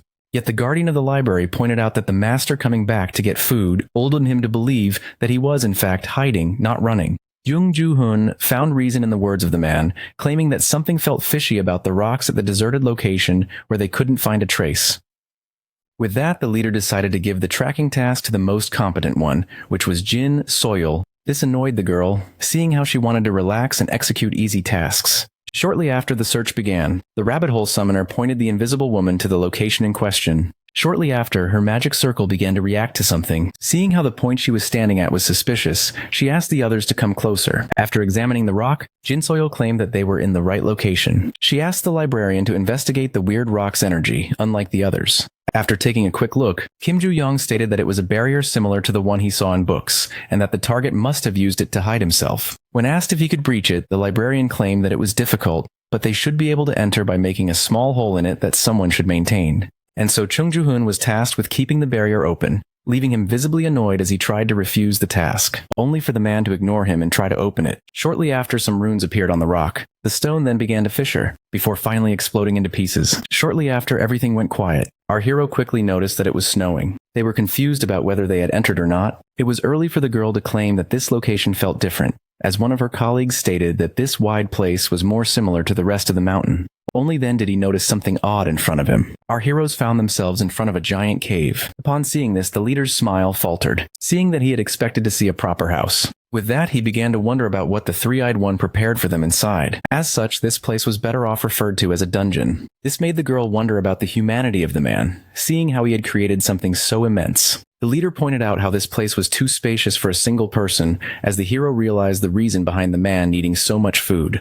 With that, the boss asked his men to get into formation as they were entering an unwelcoming domain. He asked them to be very quiet as he divided their positions. The guardian of the library then asked the hero to go back to base camp if he got lost, as it was much safer than trying to regroup with the team. And just as Bith affirmed that he understood the plan, something began to move from beneath the snow. Just like that, a giant arm of stone suddenly rose from the ground. A colossal creature then proceeded to make its entrance. All were left startled as they were now in front of a giant golem. This particularly confused Jin Soil, but upon taking a good look at the monster, she was alerted and urged everyone to retreat just before it could strike. The protagonist evaded a crushing death by an inch. He was blown away as the monster had a ridiculous speed despite its gigantic size. Shortly after, our hero was attacked once again by a devastating punch. Yet the golem missed as the librarian managed to grab the panicked boy at the last second. After placing his hand on the ground, the meteor user began to activate his power. After everything had been completed, he unleashed his meteor with all of his might, piercing the skull of the golem from end to end, and with a quick snap of his fingers, the inner energy user managed to detonate his projectile while proudly claiming that size was nothing compared to skill. Shortly after, the young man realized that he had spoken too soon. With that being said, our heroes kept on evading devastating blows after the monster surprisingly began to move without a head before quickly growing it back. The girl decided to resort to her power, allowing her to precisely locate the core of the golem. Yet just as she alerted the chief of its precise location, the monster landed a devastating blow that Jin Soil barely managed to escape. Yet at that moment, she found herself under attack once again. And just as she was about to give up, a black flash of lightning occurred. Just like that, the core of the gigantic monster had been disintegrated. The golem had been shattered to pieces. Just like that, the leader easily managed to take down the colossal guardian. The man thanked and checked up on his subordinate and helped her up. The annoyed girl was confused about the sudden appearance of the giant monster, as no living soul seemed to be nearby. Her colleague explained to her how this must be an automatic trap meant to take care of intruders. When asked if it was normal for the destroyed monster to make some noises, the confused librarian approached the creature in order to examine this phenomenon. Suddenly, some runes appeared on it. Upon seeing this, he tried to alert his friend about the danger, only for the rock to suddenly crack, before exploding spectacularly. Everything happened at incredible speed. Our hero, who didn't have time to react, suddenly disappeared. With that being said, only the wind was left with the rocks and the snow. Everything seemed quiet as, after this massive wave of energy, our heroes had disappeared.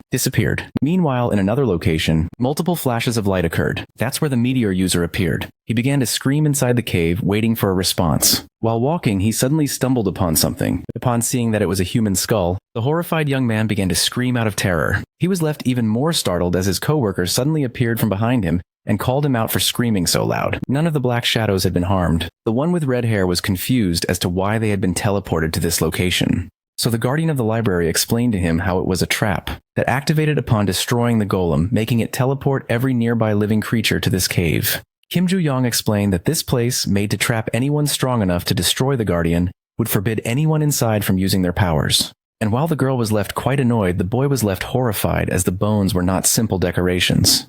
The leader asked his team to stay positive, claiming that they would have gotten lost anyway if they had used the main entrance of the cave. What seemed to be a spout of nonsense greatly angered Jin Soil, seeing how the numerous bones were obviously a bad sign. Yet the man reassured her that they surely wouldn't die of famine, pointing to the signs that showed that this place had been recently visited. According to the leader, every time someone is teleported inside the cave, a certain someone would certainly come check them out. He stated that if the culprit was none other than Hanoon, they would have saved a lot of time searching for him. At that moment, the leader realized that they were missing the most vital part of their mission, leaving the girl quite confused. Meanwhile, the teleportation, which had been corrupted by the dark energy of the golem, made our hero fall elsewhere, yet he quickly managed to get back on his feet. Shortly after, the young man was met with nothing but silence and began to call for his friends. But to his shock, there was no trace of the other black shadows. Only then did he notice a sudden movement. Bith, who turned around thinking that the chief was behind him, found himself in front of a horrifying and powerful-looking hound. Our hero, who had a hard time processing things, greeted the bloodthirsty-looking beast.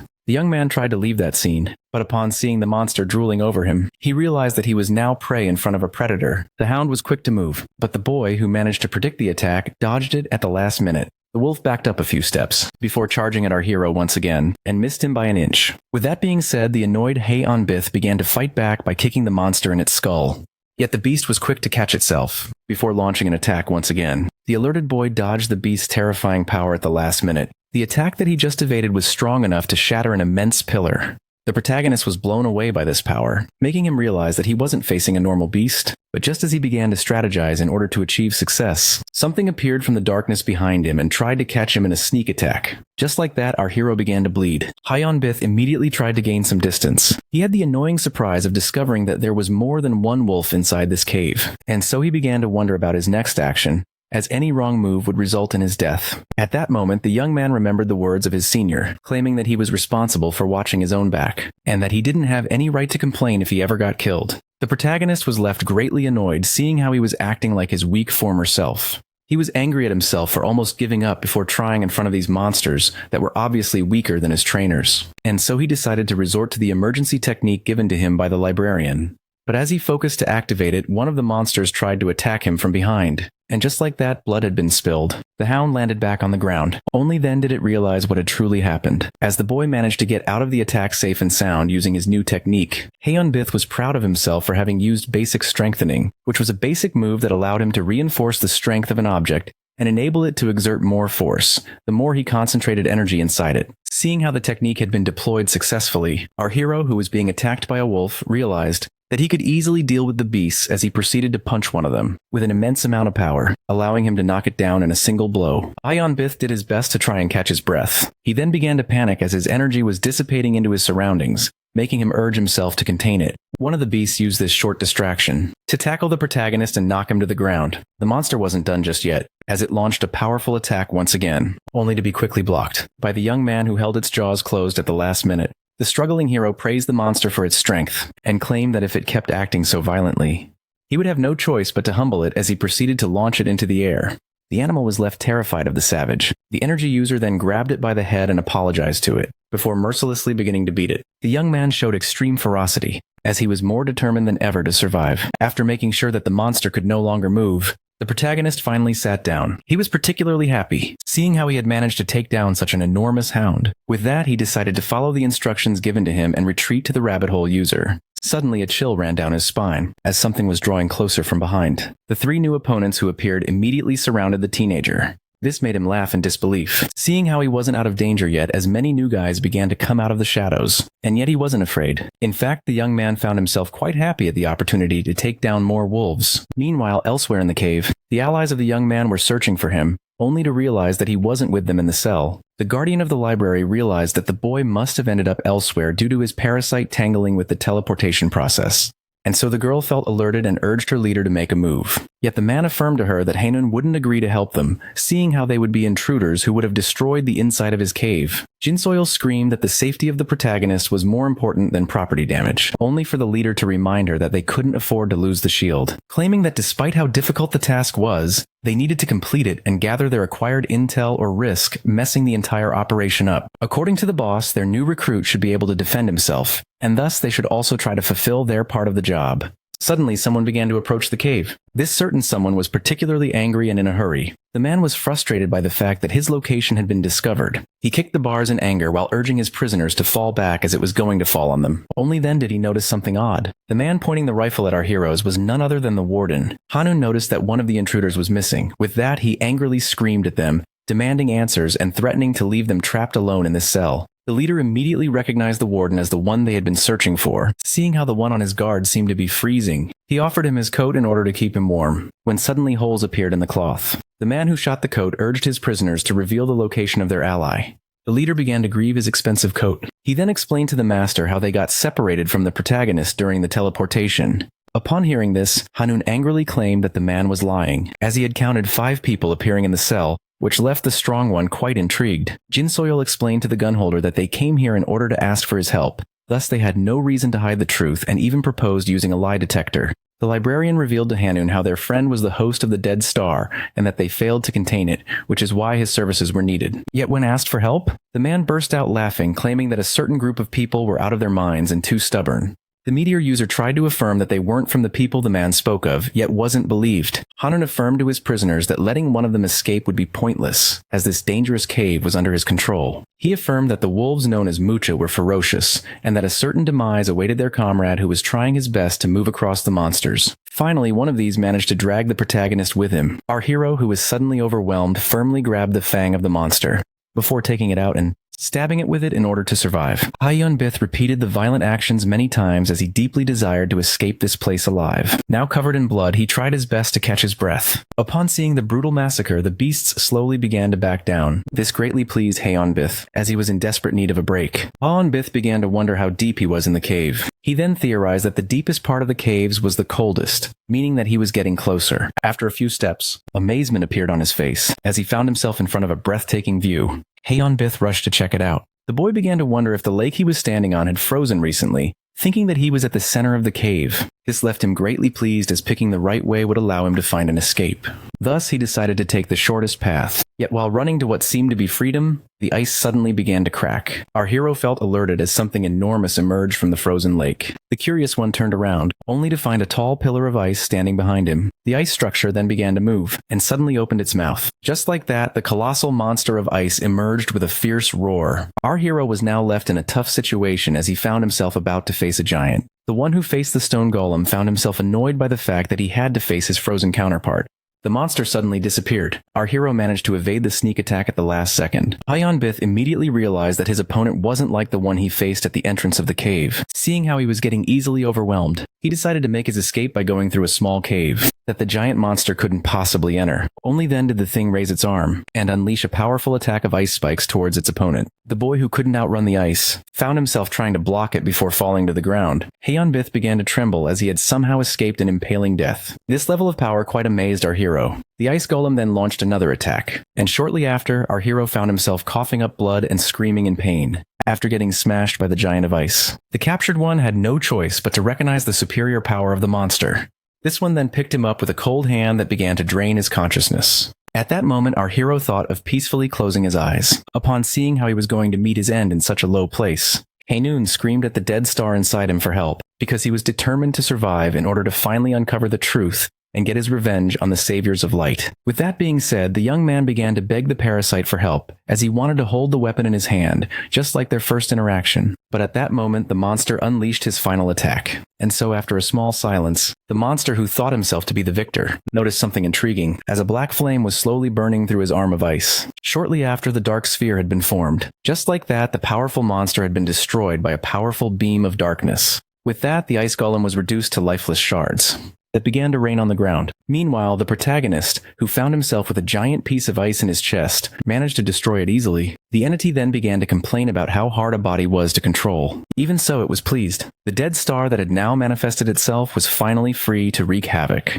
With his opponent having finally been taken down, the vessel came back to the ground, took a deep breath, and began to sense all the dark energy coming from the heart. This greatly pleased the one in control. Yet while wondering about some matters, the ice began to move once again. It began to gather itself once again, in order to let the monster retake shape. But the one with the dark energy who noticed this remained unfazed, and fired a few bullets. That shattered the golem to pieces. He began to wonder if there was a way to neutralize the golem, which surely lacked trickery. Only then was he alerted, as he jumped away in order to evade the ice spikes coming out of the ground. This greatly amazed the host, and so he kept on evading the rising pillars and using them as his footing in order to jump higher. Icebergs kept on rising from the ground at a horrifying speed, allowing the monster to summon his ice hell. The protagonist found this to be quite interesting. At that moment, he noticed a tower rising from the ground. Just like that, the golem revived and let out a fierce roar. The one in control was alerted, as it was about to pull a new move. Just like that, a snowstorm had been unleashed, blasting a wind so powerful that it began to smash its way through the thick ice spikes,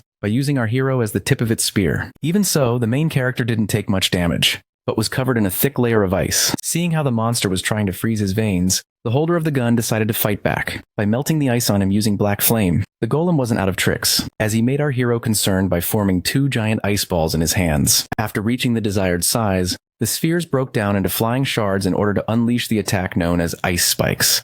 The protagonist managed to survive the attack, but was left greatly annoyed as he began to wonder about a way to defeat the golem.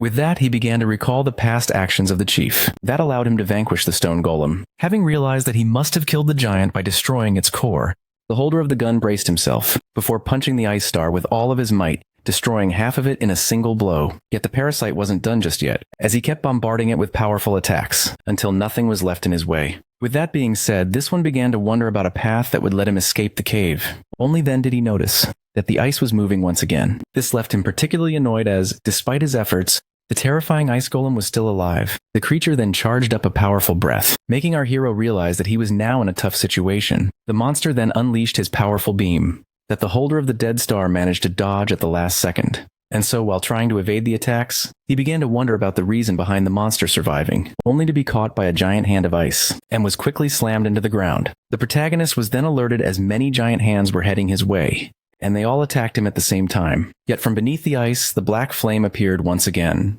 and incinerated everything nearby. After some thinking, the young man realized the solution to his problem, as the thing he labeled as a golem of ice was in fact the cave itself, and that its core must be concealed, which is why it was able to come back so many times. The wielder of the dead star realized that he would have to locate the core present in the cave in order to finally terminate the golem, which he found to be an easy task.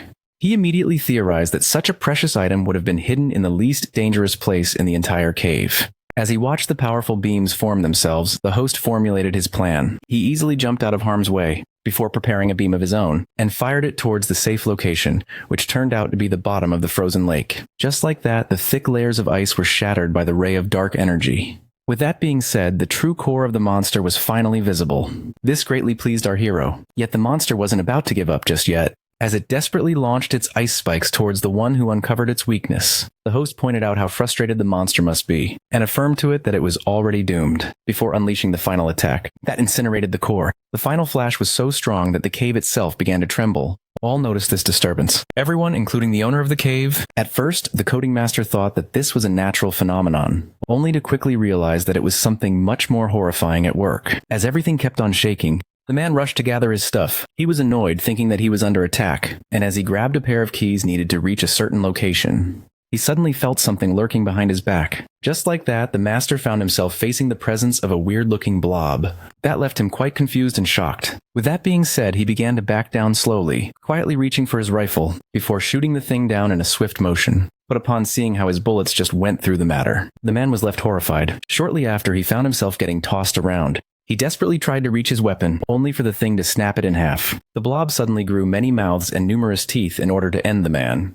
But just as the master begged for help, thinking that he was on the brink of meeting his doom, a knife came out of nowhere, slashing the creature in half. That being said, its mask fell to the ground. The rescuer finally understood what the coding master meant back then. As it turned out that this creature was teleported into the cell with his team, the leader of the Dark Shadows also realized that their talk about their missing ally didn't do them any favors. The man was astonished to see the prisoner out of his cell, so he informed him of a weak spot within the prison that they exploited, as it was easier to use inner energy there. He pointed out that it was the same weak spot that allowed the shapeshifter to escape the cell. The leader, who recognized the skills of the thing, asked him about the method he had used to escape the prison without anyone noticing, and so he proposed a truce for the time being, as it was for the good of all. Yet the response of the blob came out as a powerful attack in the form of dark creatures. This left the leader annoyed. Even so, he expected this much. With that, he quickly began to slash his way through the creatures, taking down the extensions of the dark matter one by one. But as he kept on showing his knife skills, he noticed something intriguing. His opponent had created many mouths full of teeth that it launched at him quickly and simultaneously. With that being said, the man adjusted his grip on the knife, braced himself before, unleashing a tempest of cuts that allowed him to remain unharmed. The thing then began to form hounds from its black matter, and all attacked the strong one from all directions. But the chief was quick on his feet and managed to kill them all, one by one. At that moment, the masked creature charged at the man by itself. The one who noticed this immediately countered, landing a clean cut on the black goo. The one with the mask was now startled as it felt its opponent suddenly appearing behind it. And just like that, the mask had been destroyed, making the blob fall to the ground. Only then did the leader notice another hound forming itself behind him. To him, the situation was particularly irritating. The creatures gained in power each time they came back, and the main body was able to regrow itself from those extensions. With that, the man finally understood why the terrorist group only sent this single individual here, as it was an elite shapeshifter. The chief realized that he wouldn't be able to kill the creature unless he had a plan. With that being said, the man evaded the attack, while thinking of how his opponent would gain in power as combat progressed. This made him realize that he couldn't stop for a moment when facing such an enemy. Thus, he needed to eliminate all of its extensions, yet he couldn't do it one by one. He knew very well that his timing must be perfect. The man then snapped his fingers while thinking of how the creatures would become stronger each time they came back. And just like that, the bit of power that he left inside began to activate. Just like that, all of the monsters now had dark spears in them, as the culprit realized that weakening the monsters and taking them out all at once would be the best solution. It was the quickest and the safest. Seeing how the main body had no way of defending itself, he began to bombard it with attacks. After the merciless beating, a small core tried to escape, leaving the rest of its body behind, only for the chief to quickly catch up to it. With that, the monster decided to resort to some tricks, as it suddenly attacked the master by surprise. Yet right before it could finish him off, the Black Shadow intervened at the last minute and took out the creature. With that being said, the man turned around in order to look at his opponent, only to find some black matter was left behind. This left him quite annoyed as the sneaky one managed to escape. As the leader began to babble about how they should just keep their differences behind, and that he had now made up for his status as an intruder, he was suddenly grabbed by the collar by the man who accused him of orchestrating it all. Despite knowing about the enemy, he allowed it to get out of the cell in order to let it attack him. The leader tried to clarify, yet the man didn't want to hear any excuses, claiming that he was just like the saviors of light. But to his shock, the leader pointed out that he wouldn't have been credible inside the cell. The man would have certainly called him a liar on top of making the thing wary of them. Thus, the only way to protect him was to let the monster out. With that being said, Hanun finally let go of the leader, but just as he tried to apologize and thank him for his help, he was suddenly tossed a backpack. The master, who didn't like intruders, decided to help the Black Shadow in order to repay him for saving his life. He urged the man to follow him as he could only help the boy for a short period of time. Shortly after, that same man was being scolded. He had no choice but to apologize once again to his team for leaving them behind. When asked about the enemy, Hanun explained how the attackers were once his employers. The librarian asked him what he did for them, to which he immediately responded by stating that he committed crimes for them. Unforgivable crimes for which the painful regret was useless. Only then did the team ask this man to stop, stating that they should resume this conversation another time, as they were now in front of a horrifying giant dark flame. Near the fire stood the protagonist, who, as soon as he noticed his allies, approached them while pointing out how their not arriving on time made them miss an epic fight. The leader affirmed that they tried to rejoin him as fast as possible, only to be met with some problems before pointing out how hard it must have been on the young man. He then informed him that they had found the coding master and he had agreed to help them to start right away.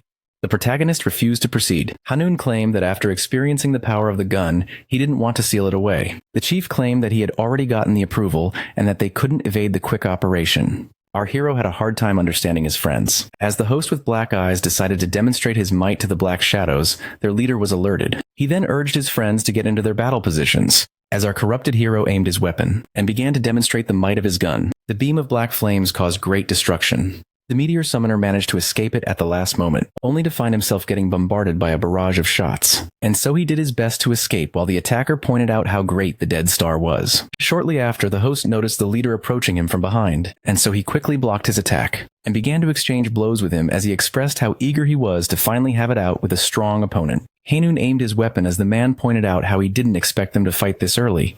Seeing this, the quick one immediately closed the distance while evading the attack before punching the young man in the face. This sent him flying into the walls of the cave, only for a dark beam to charge up once again, and fire towards the one who immediately escaped it. The corrupted hero was greatly entertained. Only then did someone gain the high ground. The Red Hat was now armed with a giant glacier and urged his junior to come back to his senses, pointing out how he was getting consumed by the parasite before launching the glacier towards him. This left the young man quite annoyed, and so he decided to counterattack with his dark flames. His friend was quick and managed to shield himself by summoning a wall of ice. But to the inner energy user's surprise, his defenses weren't strong enough. Just like that, the corrupted hero closed the distance, cracking open the wall, leaving his ally with no way to defend himself. With that being said, the parasite decided to go for the kill, but just as it was about to pull the trigger, his position was suddenly exchanged with that of the leader, who resorted to shadow switch. Shortly after, the young man found himself getting swarmed by book pages. Shortly after, the corrupted one was sealed in a cocoon of paper. This was none other than the guardian of the library, who saw his ally was out of control, doing his best to hold down the man who was angry at the fact that he was about to die. When asked about the strength of the seal, the tall one claimed it was made by him, meaning that it only lasted half an hour. Jinso Yu urged the coding master to hurry up, leaving him quite irritated, and with that being said, Hanun deployed his precision crafting. As he proceeded with the operation, the man began to think of how unlucky the boy was, as he was, among the few rumored to possess such abilities, only to notice something intriguing. Upon seeing that the operator had encountered an issue, the girl asked him to share the problem with them. He explained how there was no way to create the shield as the required material, which was the natural energy of the boy, had been exhausted. Someone suggested donating some of their own, only for the master to firmly decline, claiming that just like blood, the transfused energy must be compatible. The librarian then proposed another substitute, suggesting using the universal inner energy coming from the cold shards at the bottom. Hanun was left baffled as the Black Shadows managed to destroy the core of the cave that would work for the transfusion. Thus he tasked them with bringing a lot of the fragments. When asked if the operation was done, the master revealed that there was only one issue left at hand. Seeing how they needed an item to separate the minds of the host and the parasite, as without it, the boy could suffer great brain damage. The leader asked for a way to prevent that. So Hanan explained how the young man's behavior led them to believe that he was currently fighting the dead star in the deepest part of his mind, and that one of them needed to enter his subconscious and help him fight off the dead star in order to let him proceed with the operation. All were left baffled as the leader immediately volunteered, asking the tall one to help him enter. The librarian was left shocked as he had no experience regarding mind transfusion, pointing out that it was too dangerous. The girl agreed, stating that either she or the other subordinates should take on this risky task, only for the strong one to claim that he had to be the one to do it, seeing how he needed to maintain the unbelievable promise that he made to our hero to have him survive, and that he needed to help him for the trust he had shown. And with that, he asked for help with the preparations once again, as he was determined to put his life on the line in order to save Ha-on-Bith. Despite the situation not being tense, as it was now in the hands of the leader, the librarian needed to hurry, as the mind transfer should be done and completed before the heart got shielded, meaning that they needed to free the protagonist before everything became frozen. Just like that, the strong one found himself in a distorted location that he immediately recognized as the subconscious of the boy. His mind seemed in a pitiful state, making the leader theorize that this was due to the effect of the dead star. But just as he was about to make his way to find the boy, something suddenly appeared behind him. The giant monster then proceeded to attack the man, who simply summoned his weapon, before quickly dicing the creature, that was left as a pile of shredded flesh. The leader, who realized that these creatures were the fruit of the dead star, pointed out how weak they were and how easy they were to kill, when suddenly the hand he just cut off began to move. And just like that, the man found himself getting attacked from all directions by horrifying monsters, making him realize that he had spoken too hastily. The chief then began to pray for the boy to last until he arrived. Meanwhile, our hero had to deal with his fair share of trouble as well. Seeing how one of the monsters was about to attack, he quickly moved out of the way in order to avoid a devastating claw. Our hero then used the second hit to launch himself into the ceiling. Ha-on-Bith then began to concentrate his energy into his fist before unleashing a devastating attack. With the two monsters down, the young man desperately tried to regain his breath, only to notice something alarming, as more of the creatures were beginning to spawn. Upon seeing this, Ha-on-Bith was left confused, as slaying one of the beasts would usually be enough for him to wake up and end the nightmare. Pain was coursing through his entire body, but despite the hardships, he decided to keep on fighting in order to survive and escape. When suddenly someone asked him about his desire to go out, claiming that there was nothing for him there. The entity suggested spending time together and having fun. Our hero immediately recognized it as the parasite inside his heart. The star proposed to destroy some cities of the young man's choosing, claiming that it would be fun, only for the protagonist to claim that he wasn't fond of destruction and that he needed to escape. It then reminded him of the bully who harassed him every day and took his anger out on him for no reason, proposing to terminate him and the rest of the harassers, while his host peacefully enjoys the butchery. Ha-on-Bith claimed that the parasite was just talking nonsense, and threatened to take its life if he didn't let him escape. This greatly saddened the entity. It then began to act as if trying to show no hostility. The one it just slammed onto the ceiling was being hurtful. According to the dead star, both of them were the same person, and yet his other half wanted to take its life. Thus it angrily dared him to do so before throwing him away. The boy quickly held on to something, allowing him to escape a lethal fall. But due to the exhaustion and the injuries, he had a hard time holding on. The dead star then pointed out how its host was in pain, and how he only had to make peace with it to stop the torment. But the hero boldly claimed that the training he endured here was much more hellish, earning him another slam onto the wall. The dead star urged this one to stop being irritating and act all high and mighty. Seeing how he was but a nobody in the outside world as it kept on torturing him, the entity was particularly annoyed by the fact that its host couldn't comprehend the truth. Ha-on-Bith pointed out how low the parasite must think of him, seeing how he had the same mindset about himself until recently, and seeing how everyone treated him with pity and tried to help him, he couldn't help but see himself as nothing more than a pot of uselessness. Yet after going through a hellish training with individuals that didn't consider him pathetic and helpless, the boy realized the error in his ways. With that being said, our hero began to channel his energy and claim that others' opinions don't determine his reality. And with that being said, he reinforced himself with inner energy, channeling all of his power into one fist, before punching the entity and claiming that at his best, he could achieve something like the rest. At first, the attack seemed effective, only for the creature to change forms, and brutally stomp the hero into the ground, mocking the little strength he obtained from training. According to the entity, the skills of its host were limited and that he only had to accept it in order to escape his misery. But the boy claimed that such matters became trivial, as he would keep on fighting regardless of his weakness after realizing that his persistence would surely allow him to achieve something. With that being said, the young man began to gather the dark energy, claiming that the dead star shall never trick him ever again. before summoning its weapon form into his hand, and shooting the entity with it while being more determined than ever to stay in control. After the powerful ray of darkness, the giant monster was finally gone, and with that our hero fell to his knees, as the exhausted one desperately tried to retake his breath. Thinking that the agony had ended, he began to look for a way out, only to be suddenly grabbed by numerous white hands coming from the ground. This left him baffled as the creatures were still coming despite the disappearance of the parasite. All that Ha on Bith had to do was get rid of the monsters and run towards freedom. And so, while clinging on to hope and struggling for his life, a shadow technique had been activated. Dimension Cut had been unleashed, slashing the creatures to bits, and making them all disappear. With that being said, our hero finally collapsed. Yet before he could hit the ground, someone held him by the hand. The leader who caught his junior at the last minute apologized for not arriving sooner. Upon seeing the man in front of him, the confused boy struggled to find the right words to apologize, only to find himself getting hugged and praised for lasting so long. Ha on Bith tried to apologize once again. As ice began to surround them, the chief pointed out how the young man must have had a hard time. He expressed how proud he was of him for fighting on despite the hellish hardships. And so, the man asked the boy to close his eyes and let him worry about the rest. As tears began to fill the eyes of the teenager, the chief affirmed to him that once he wakes up, all of his worries would have been washed away.